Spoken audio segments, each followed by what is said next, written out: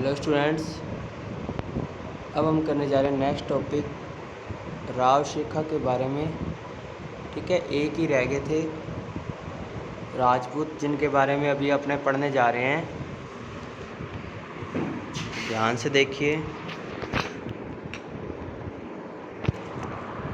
Maharao Shekha was born on 24 सितंबर 1433।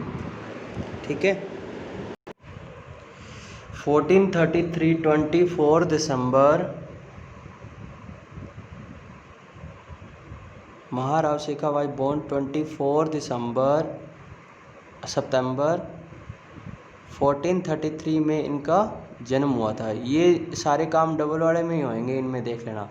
ठीक है, तो 24 सितंबर 1433 को इनका बर्थ हुआ था, ये आपको याद रखना है। महाराव शेखा का जन्म कब हुआ था? 24 सितंबर 1433। ठीक है बच्चों, अब देखो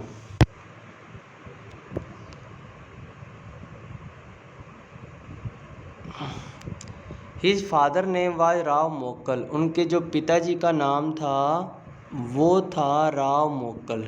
क्या नाम था उनके पिताजी का? नाम राव मोक्कल नाम था उनके पिताजी का। And his mother name was Rani Nirban, और उनकी माता का जो नाम था वो था रानी निर्बन। तो आपको ये याद रखना है, उनके पिताजी का नाम था राव मोक्कल और उनके माता का नाम था रानी निर्बन।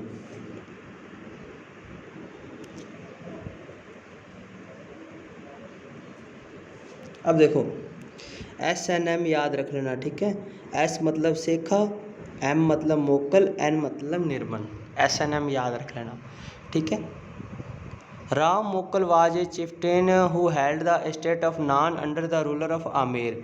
आमेर के क्षेत्र में एक नान आता है। ठीक है, वो इनको दे दिया था। किसको दे दिया था? राव मोक्कल को।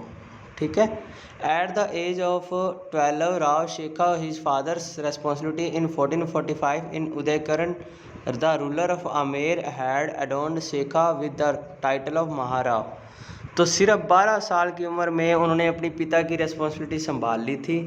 ठीक है, 1445 में ये। ठीक है, 1433 में उनका बर्थ हुआ था और यहाँ पे उन्होंने क्या कर लिया? उनके पिता की रेस्पॉन्सिबिलिटी संभाल ली। ठीक है, अब देखो आगे। और जो उदयकरण थे, वहाँ के राजा जो थे उदयकरण, उन्होंने इनको महाराव की उपाधि दी थी। किसकी उपाधि दी थी? महाराव की। At the age of 16 he perform sudden attack on Sankhla Rajput और Nagarchaul Multan Sawar and emerge victorious. 16 साल, सिर्फ ही 16 साल की उम्र में उन्होंने क्या कर लिया? सांखला के जो राजपूत थे नागरचौल पे उन्होंने क्या, नागरचौल के जो सांखला राजपूत थे उन पे उन्होंने अटैक कर दिया। ठीक है, ये आप याद रखिएगा। ठीक है, मुल्तान पे अटैक कर दिया और सेवर पे अटैक कर दिया, इन सारों को इमर्ज कर लिया। ठीक है, जीत लिया। अब देखो, this was the first successful expansion of Maharao. ये महाराव की जो है पहली विजय थी। क्या थी? पहली विजय थी। अब 1473 से लेके 77 तक Rao Shekha took assistance of Pani Pathan and gain victory on Naub Singh Jatu Dadri on the other Jatu Rajput. ये ना, जैसे ये राजस्थान है, ठीक है, यहाँ राजस्थान के बाहर हरियाणा में है दादरी। क्या है? दादरी। हरियाणा में है दादरी। दादरी पे इन्होंने यानी ये एक ऐसे राजपूत थे जिन्होंने बाहर जाकर अधिकार किया। दादरी में कौन थे? पानी पठान। इनकी सहायता से किस पर विक्ट्री की थी? नौब सिंह जाटू पर। किस पर जीते थे ये? नौब सिंह जाटू को इन्होंने हराया था और ये दादरी में जीते थे। दादरी एक जगह है हरियाणा में। अब दादरी के बाद वापिस, ठीक है, he extended the of his empire by the gaining victory upon the इस्तर ऑन हांसी। हांसी ही हरियाणा के पास है। हांसी, क्या नाम है? हांसी। यहाँ पे है हांसी। हांसी पे हराया था इस्तर खान को। स्त्री कर दी, मतलब इस्तर खान को हराया था हांसी में। नौब सिंह जाटू को हराया था दादरी में और हांसी में हराया था इस्तर खान को। फिर आगे चले गए हांसी से हिसार। हिसार फ्रॉम हिदा खान, और यहाँ आगे है हिसार। हिसार में हराया था हीदा खां को। तो हरियाणा में 3 जगह, दादरी और हांसी और हिसार। दादरी में हराया नौब सिंह जाटू, और हांसी में हराया इस्तर खां को, और हिसार में हराया हिदा खान को। ये तीनों चीज़ें आपको याद रखनी है। राजस्थान के बाहर ये जीत कर आए थे, ठीक है। फिर लास्ट में इन्होंने अमृतसर को क्या बना दिया राजधानी 1449 में। Shekha built the temple of lord Jagdish ji का इन्होंने टेम्पल बनाया अमृतसर में, जहाँ पे इनकी राजधानी थी। और शिखरगढ़ फोर्ट भी बनवाया इन्होंने, ठीक है। कब बनवाया? 1477 में, ठीक है। तो ये 3 जो इन्होंने जीते थे वो आप याद रखिएगा। नेक्स्ट देखो, he died at the place named Ralawata. Rawla याद रख लेना इसको, ठीक है। रालावता में इनकी डेथ होगी। रावला कब हुई थी? 1488 में, 55 साल की उम्र में। बर्थ कब हुआ था? 1433 में, और यहाँ इसकी डेथ होगी, ठीक है। और जहाँ इनकी छतरी बनी हुई है, वेयर इनकी छतरी बनी हुई है मेमोरी में, Maharao Shekha 52 battle in lifetime. Total 52 battle लड़े थे इन्होंने। कितने लड़े थे? 52 बैटल इन्होंने लड़े थे, ये आप याद रखिएगा।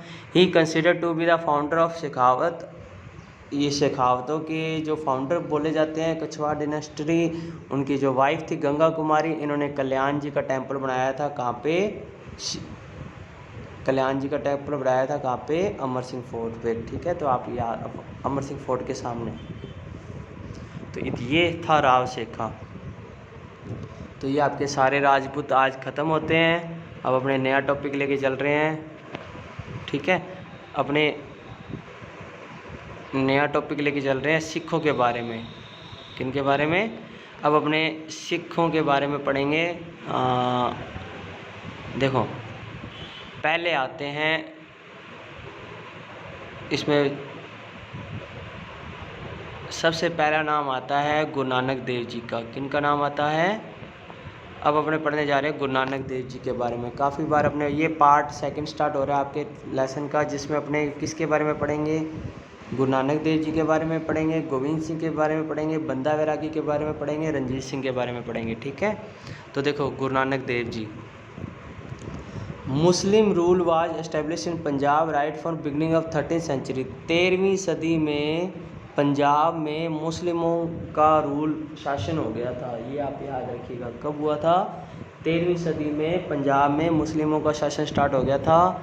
इन the order to establish the religious rule, the Muslim rulers gave first class status to Muslim and Hindu were placed in the second category.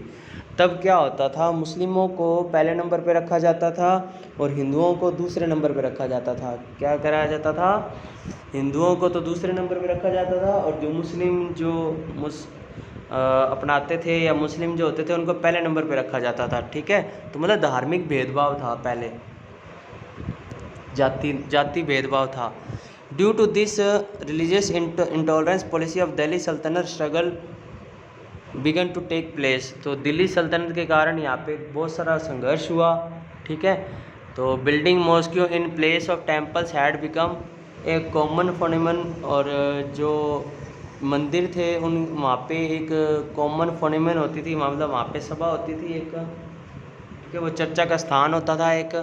And atmosphere of intolerance and हेटेड स्टार्टेड टू डेवलप। और सारी जगह हिंसा की भावना या भेदभाव की या नफरत की भावना फैल चुकी थी उस time. In such time Guru Nanak Dev ji was born in 15 अप्रैल। सबसे इम्पोर्टेंट डेट 15 अप्रैल 1469 को इनका बर्थ हुआ था, जन्म हुआ था गुरु नानक देव जी का। और हुआ कहाँ था? तलवंडी पाकिस्तान, ननकाना में, साहिब में, ठीक है। तो ये आप याद रखिएगा, 15 अप्रैल 1469 को इनका जन्म हुआ था तलवंडी पाकिस्तान। कब हुआ था? जब मुस्लिम और हिंदू के बीच में भेदभाव बहुत ज़्यादा हो गया था, संघर्ष हो रहा था। अब देखो आगे, ही गोट मैरिड टू सुला खानी। इनकी जो शादी हुई थी वो इनसे हुई थी। Nanak was incline toward separation. उन्होंने क्या हुआ, जगह जगह क्या किया, मतलब धार्मिकता, मतलब भक्ति वगैरह ये सब क्या, मतलब जैसे ऐसे उनको संदेश देते थे, ठीक है। And Nanak travel across entire India, उन्होंने पूरे इंडिया घूमा और स्लोगन दिया, all human are the same caste, सारे जो हैं, सारे जो व्यक्ति हैं, ह्यूमन कास्ट है, वो एक ही जाति के हैं। This travel entire by him are called Udasiyan, इस ट्रेवल को उन्होंने उदासियाँ, उनके इस ट्रेवल को उदासियाँ नाम दिया गया। क्या नाम दिया गया? उदासियाँ। Teaching of Guru Nanak Dev included belief in one God, वो एक गुरु में बिलीव करते थे। अब देखो आगे, ठीक है, यहाँ तक हो गया था।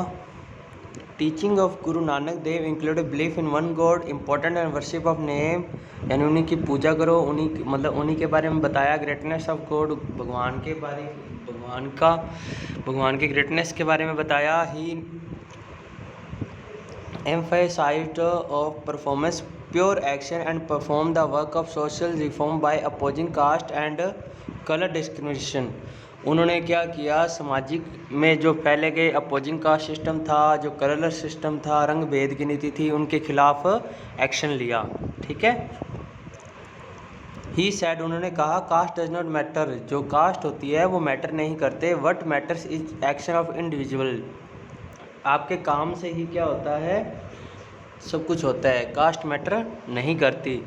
जापू जी, आरती, रहीराम, बरा माँ आर हिज फेमस कंपोजिशन, ये इनकी फेमस कंपोजिशन है जो, ठीक है, रचयिता है ये आरती, रहीराम, बरा माँ और जापू जी, ये याद रखिएगा। ही फाउंडेड सिखिज्म, उन्होंने सिखिज्म की स्थापना की। And made his place among the leading religious and social reform of world, सारे वर्ल्ड में, विश्व में ये रिलीजियस के बारे में बताया, ठीक है। Guru Angad who was the disciple of Guru Nanak, Guru Angad जो देव जी तो थे, इनके शिष्य थे, ठीक है। And perform the work of explaining Guru Nanak teaching to the common man, तो गुरु नानक जी ने जो भी सिखाया वो लोगों को ये बताते थे। And for this he develop the Gurmukhi script, उन्होंने गुरुमुखी से, ठीक है, वाणी, गुरु नानक ऑफ, जिसको गुरु की वाणी बोलते थे, इनके बारे में बताया। He perform many other important work such establish in Manjiyan, जिसको मंजियाँ बोलते थे, जो इंपॉर्टेंट काम किए थे। वर सेंटर्स ऑफ द सत्संग के जो सेंटर थे। लंगर सिस्टम चलाया। कम्प्लीकेशन ऑफ गुरु ग्रंथ साहिब, इनकी रचना की। गुरु अंगद डाइड इन 1552, अंगद जी के बारे में बता रहे हैं, ठीक है, इनकी डेथ हो गई थी। अब on the bank of river Beas, Beas नदी के किनारे इनकी डेथ हो गई थी, ठीक है। At disciple name Amardas was made the new guru, तब उनके बाद अमरदास जी को बनाया गया गुरु। And he implemented the langar system, उन्होंने लंगर सिस्टम को बढ़वाया। Manji system is rigid way and declared Baisakhi as the festival, और सिखों का जो त्यौहार है, फेस्टिवल, वो इन्होंने घोषित किया। एंड अपोज सती सिस्टम, सती प्रथा के अपोजिट थे, ठीक है। Akbar also came visit him at place at Goindwal, Akbar भी मिलने आया था, मतलब घूमने आया था गोविंदवाल में। This place is regarded at the pilgrim due to Guru Amardas, और ये गुरु अमरदास जी के बारे में ये वाला प्लेस जाना जाता है, ठीक है। ये गुरु नानक जी के बारे में था, उसमें दो और हैं, गुरु अंगद जी और गुरु रामदास जी, गुरु अमरदास जी, इनके बारे में बताया गया था। कल अपने पढ़ेंगे गुरु रामदास जी के बारे में, और गुरु अर्जन देव जी के बारे में, गुरु हरगोविंद जी के बारे में, और गुरु गोविंद जी के बारे में, ठीक है। फिर इसके बाद है बंदा वैरागी जी के बारे में और रंजीत सिंह के बारे में। तो ये इतना आपके सेकंड पार्ट में सिखों के बारे में बताया गया, ठीक है। फिर अपने करेंगे मराठा, और फिर करेंगे अकबर और वो सब, और फिर अपना लेसन कंप्लीट हो जाएगा, ठीक है। इतना आप अच्छे से लर्न कर लेना, ओके।